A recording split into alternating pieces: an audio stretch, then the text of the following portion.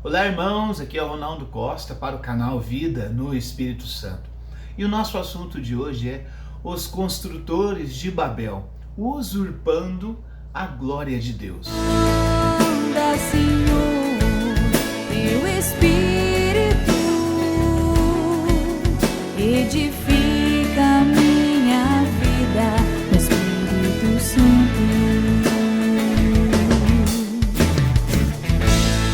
Canal Vida no Espírito Os Santo. teólogos, principalmente os teólogos que estudam a pneumatologia, que é a teologia do Espírito Santo, sempre contrapõem e relacionam a Torre de Babel com Pentecostes. Esse relacionamento, com a Torre de Babel está do lado de uma moeda e Pentecostes do outro lado. E hoje nós vamos falar sobre a intenção nos corações, tanto lá em Babel quanto em Pentecostes. Gênesis 11, versículo 4: Vinde, façamos para nós um nome. Olha só, quando você já percebe nessa frase tão curta a profundidade que ela traz, veremos que os construtores de Babel não são levados por uma genuína piedade, mas de uma forte vontade de autoafirmação. Não procuram a glória de Deus, mas da própria. Com esse vídeo nós queremos dizer: será que esse espírito da Torre de Babel, que busca a autoafirmação, que busca a própria glória e não a glória de Deus, pode acontecer com os cristãos que trabalham na paróquia, que servem na igreja? Você conhece pessoas assim, que parece que está fazendo aquilo para que os outros falem bem dele e que elevem a sua moral, vamos dizer assim? Será que nós também não fazemos isso? Será que eu? Será que você? Não acabamos deixando levar por esse espírito de Babel, onde a gente fala, façamos alguma coisa por nosso nome, e às vezes a gente esquece de dar a glória ao Deus Todo-Poderoso. Por vezes a gente tem essa religiosidade assim, né? De fazer as coisas assim, com a intenção do coração voltada para a nossa vaidade. E eis que as coisas não vão dar fruto por esse caminho, né? Olha o que Raniero Cantalamessa vem nos dizer. A religiosidade natural do homem tende sempre a construir uma espécie de pirâmide, da qual julgamos em condições de fazer Deus dialogar conosco. Babel é um episódio da eterna tentativa do homem de se sentir credor de Deus. E o credor, quando a gente está falando aqui, gente, é aquela pessoa: olha, eu rezei o terço, Deus, escuta a minha oração. Olha, Deus, eu sirvo em tal pastoral. Olha, Deus, ele vai pensando que as coisas com que ele faz, seja em orações, seja em adorações, ou seja algum trabalho na igreja, o faz digno de ir na direção de Deus e conversar tete a tete com Deus, como se ele estivesse numa posição igual devido às obras que ele está fazendo. A Babel está mostrando que esse espírito assim faz com que nós, no fundo, alimentemos a nossa vaidade. Não é que nós queremos fazer boas obras, nós as fazemos para mostrar aos outros e para se levantar contra Deus. Por isso esse versículo citado aqui, façamos para nós o nome. E quantas vezes também esse proceder de estar fazendo as coisas para falar com Deus nos faz assim de tal forma vaidosos que nós vamos beirando ao orgulho, e então já não somos assim somente a Deus que nós nos dirigimos com essa nossa vaidade, mas também a gente vai tratando os irmãos da mesma forma, dizendo assim: vocês não fazem tal coisa, vocês precisam melhorar, vocês não oram, e assim a gente vai falando. Quantas vezes eu já percebi pessoas assim: quem aqui está rezando o terço? Vamos ver que vocês estão fazendo por onde? Essa mostra uma vaidade, aquela coisa da Torre de Babel. Não é aquela coisa assim de orientar, dizer às pessoas com muita caridade, dizer: ô irmãos, se vocês ainda não estão comprometidos com a oração, com a palavra de Deus, vocês não sabem que quem mais perde são vocês. Vocês não querem perder nada, eu tenho certeza disso. Então por que vocês não dão um início nessa fidelidade à oração de vocês? É um outro jeito de tentar fazer com que as pessoas iniciem uma caminhada de fé que se alimente da oração, da palavra de Deus, não é verdade? Portanto, irmãos, muito cuidado com esse espírito de Babel. e faz com que a gente se engrandeça, se ensoberbeça, faz com que a gente, no fundo, não atraia a presença de Deus. Santiago vem de dizer que Deus resiste ao soberbo. Por isso, muitas vezes, as pessoas que ficam se achando bons, normalmente ele vai passando o tempo, ele vai ficando uma pessoa fria, calculista, com poucos amigos, perdendo uma caridade natural, já não consegue sorrir naturalmente, já não consegue ser espontâneo. As brincadeiras para eles são sempre exageradas, são sempre temas assim de correções, e vai ficando difícil estar ao lado das pessoas. Você pode perceber esse espírito de Babel quando as pessoas não ficam ao seu lado, quando você termina a sua tarefa da igreja, quando você termina o seu servir na igreja, quando você começa a falar sempre apontando dedos aos outros, quando você chega e fala, nós precisamos arrumar a casa aqui, eu tenho um caminho para oferecer para cá. Então quando você fica pensando dessa forma, eis que o espírito de Babel está preponderante no seu agir.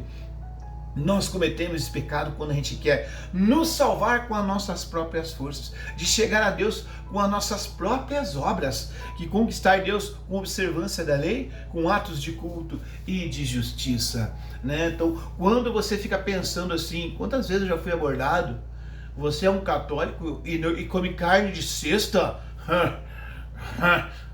Quando você orienta as pessoas a uma prática de jejum mediante esse comentário que rebaixa a pessoa lá e você se coloca aqui em cima.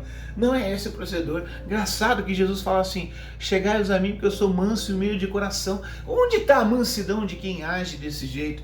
E essa pessoa vai tendo esse proceder assim e se enganando. Ele acha que está ajudando as pessoas, mas não está. E assim, essa postura, gente, não é só nas coisas simples do dia a dia. É também quando a gente se arvoreia de tal forma que até mesmo o nosso modo de raciocínio, ele é tão orgulhoso que ele nem consulta as coisas para saber a verdade.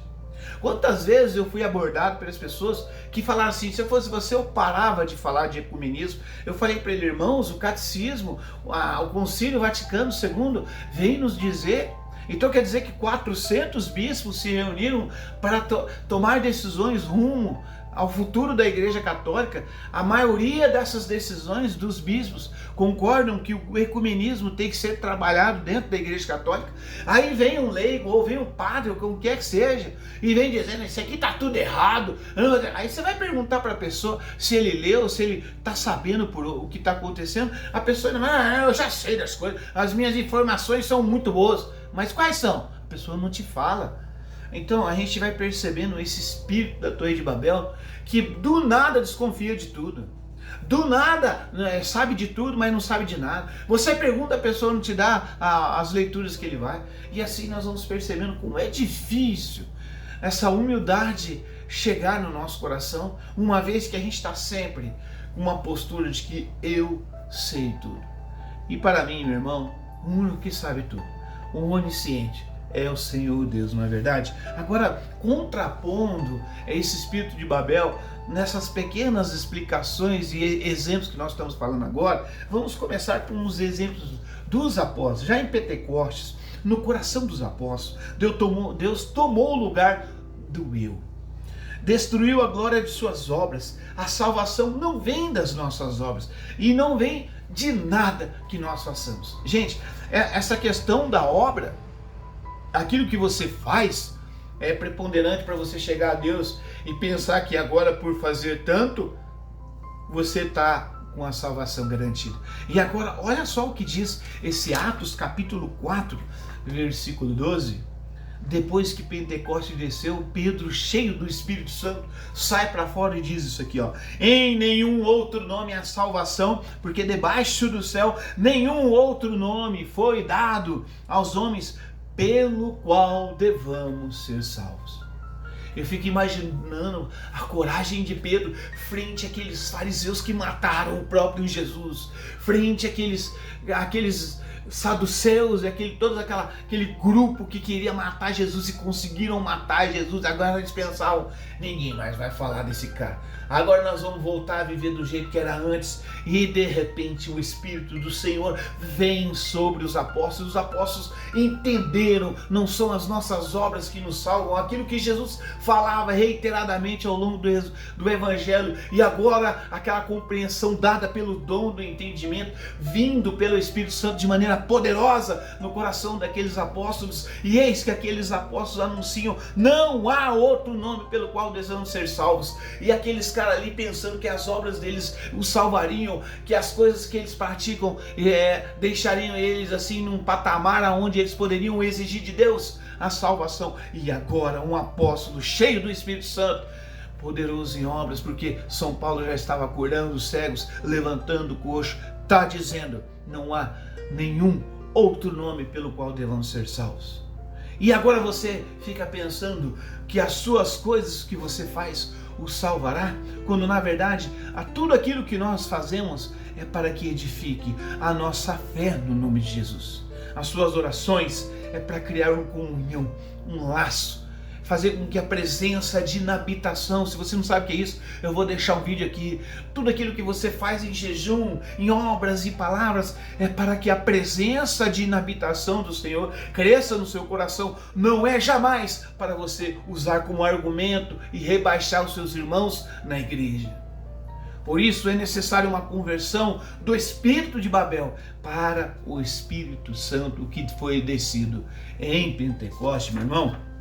Em Babel, sem o Espírito Santo, os homens se dividem e a obra fica inacabada, pois já não se entendem mais. Ali nós falamos no início do versículo 4, capítulo 11, mas se você continuar a leitura, você vai perceber que Deus misturou as línguas, eles não se entendiam mais, eles já começaram a brigar e a obra que eles imaginavam que fariam em nome deles, não deu em nada. É assim que acontece quando a gente fica com o espírito de Babel dentro do nosso trabalho na igreja. Não vai resultar em nada, porque você está procurando a sua própria glória. Converta-se disso.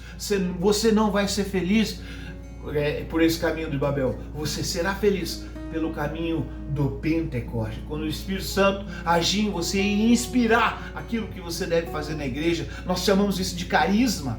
É quando o Espírito Santo lhe dá uma graça especial e é você, enquanto instrumento do Senhor, através desse canal do carisma, leva o amor do Senhor no servir os irmãos, e você percebe, nossa, eu sou um canal do amor de Deus, e esse canal acaba por terminar num serviço que eu estou fazendo.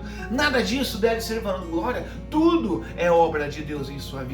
O Espírito de Pentecostes é assim, o Espírito Santo te toma e maravilhas são realizadas, mas é graça de Deus, não é a sua obra. Jamais foi a sua obra. Em Pentecostes, a comunidade, ao contrário de Babel, que se dividiu e se perdeu pelo caminho, ali não, a comunidade se torna um só coração e uma só alma. Confira isso em Atos 4:32, irmãos, para você perceber essas coisas. E não só era um coração e uma só alma, como muitas pessoas vinham se somar à igreja. Esse é o Espírito Santo. Todos nós temos sede do Espírito Santo. Jesus falou para a samaritana: se você soubesse quem fala contigo, eu lhe daria a água e você jamais teria sede. As pessoas têm sede de Deus.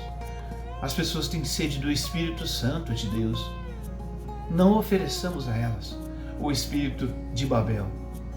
Sinta-se dentro da igreja de Deus como alguém que bebe deste Espírito Santo, mas também como alguém que fala para os outros: recebam o Espírito Santo.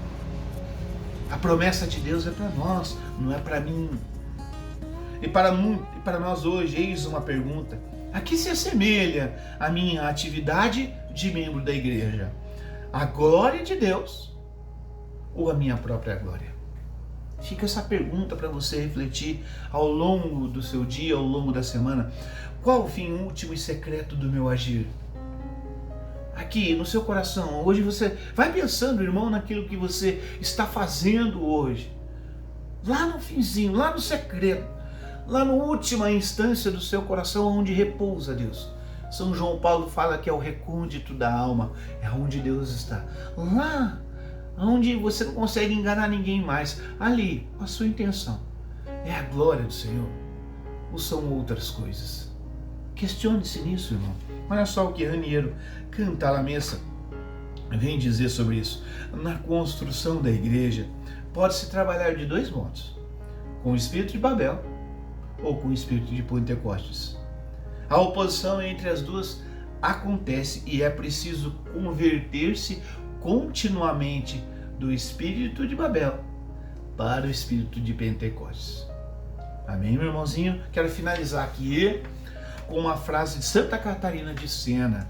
A humildade tem duas companheiras: a humilhação e o desprezo do mundo, que levam o homem a reconhecer o seu próprio nada e a renunciar às grandezas.